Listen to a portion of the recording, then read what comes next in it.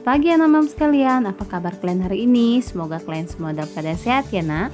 Kita masih kembali ke mata pelajaran Spreadsheet. Ini perjumpaan kita yang kelima. Tapi sebelum itu jangan lupa untuk like, comment, and subscribe channel mem ini ya. Oke, hari ini kita akan belajar mengenai keyboard. Di sini mom akan menunjukkan kepada kalian gambar sebuah keyboard. Jadi keyboard ini apa? Keyboard ini adalah bagian input untuk menginput data dalam sebuah komputer. Di sini mom akan menjelaskan apa fungsi dari masing-masing tombol yang ada di keyboard. Untuk praktek kita kali ini, mem sudah menunjukkan atau menaruh di latar gambar sebuah keyboard di mana mem akan menunjukkan fungsi dari masing-masing keyboard ini ya. Jadi di sini kita pakai on screen keyboard, maksudnya keyboard secara screen atau layar. Di sini kita akan pelajari apa-apa aja sih fungsi dari masing-masing bagian ini. Jadi ini akan menjadi modal dasar kita dalam belajar Microsoft Excel. Kita mulai dari yang pertama ya nak. Perhatikan baik-baik dan geser. Oke, pada keyboard di sini terdapat tombol angka. Ada angka 1, 2, 3, 4, 5, 6, 7, 8, 9, dan 0. Jadi 10 itu adalah 1 dan 0. Jadi spasi gunanya apa? Spasi gunanya memberi jarak antara angka yang pertama dan yang kedua. Misalnya spasi. Ini mem taruh spasi. Spasi 13, spasi 14, spasi 15 sampai seterusnya. Itu fungsi dari spasi. Selain angka, di sini kita ada juga huruf. Huruf itu apa? Ada A sampai Z. A, B, C, D, E, F, G, H, I, J sampai Z.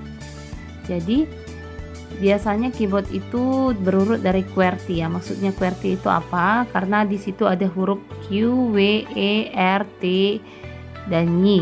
Jadi dibaca ini keyboard QWERTY. Biasanya kalau di handphone juga menggunakan keyboard QWERTY ya.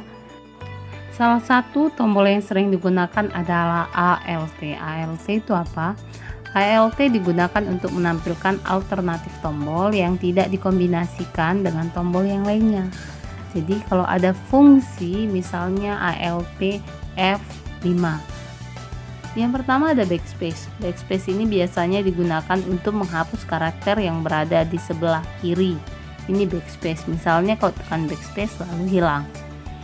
Kemudian ini misalnya dari My saya tekan backspace. Dari My ditekan backspace akan hilang huruf My-nya, MY dulu. Nah, jadi nggak ada tulisan My-nya. Yang kedua ada delete. Delete ini untuk menghapus satu karakter di sebelah kanan. Kebalikan dari backspace. Kalau backspace kiri, delete itu untuk sebelah kanan. Jadi kalau saya tekan delete, maka yang hilang adalah huruf yang di sebelah kanan. Yang ketiga ada down. Down itu gunanya untuk memindahkan kursor ke satu baris di bawah, satu baris ke bawah ya. Kemudian ada N.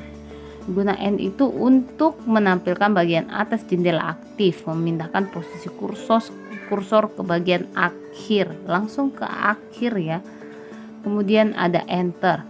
Enter untuk perintah atau option tombol aktif, mengakhiri sebuah paragraf. Contohnya ini saya enter. Nah, langsung bergeser ya, ada jarak antara nomor 5 dan 6. Kemudian ada escape. Escape untuk membatalkan dialog perintah sekarang. Jadi kalau ada perintah sudah tertekan, tekan escape. Untuk yang ketujuh, di sini ada home. Gunanya untuk menampilkan bagian atas jendela aktif atau memindahkan kursor ke atas. Lalu ada insert untuk menyisipkan karakter di posisi kursor. Kemudian nomor 9 ada logo Windows atau break untuk menampilkan kotak dialog. Ini yang di bawah yang gambar jendela ya. Kemudian ada logo Windows D, ada logo Windows E, Windows F, F1, L, M, R, dan yang terakhir logo Windows Shift M. Yang ke-19 di sini ada non lock off untuk menjalankan fungsi tombol navigasi aktif. Saya akan geser kursor ke atas bawah. Yang kedip-kedip yang saya goyangkan ini adalah kursor mouse ya. Nah, kemudian saya geser ke bawah, itu kursor panah. Kemudian kita akan belajar mengenai back down, back up ke atas ya, back down ke bawah. Nah, ketika menekan tombolnya, secara otomatis kertas kerja kita akan bergeser. Ada back up untuk perintah memindahkan ke atas satu layar.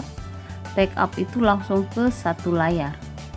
Kalau back up, back down dia nggak satu layar, langsung ke atas atau ke bawah. Untuk perintah berikutnya adalah perintah kombinasi ya. Jadi di sini kita menggunakan banyak kombinasi. Contohnya penggunaan shift. Shift ini digunakan untuk perintah tambahan kombinasi. Contohnya shift F1, F2, F3 dan yang lain-lainnya. Jadi kalau misalnya shift F3 ditekan 3 kali ya untuk perintah semua huruf kecil. Kalau shift F3 nya ditekan satu kali untuk perintah huruf depannya kapital. Sedangkan kalau 2 kali untuk perintah semua huruf kapital atau besar.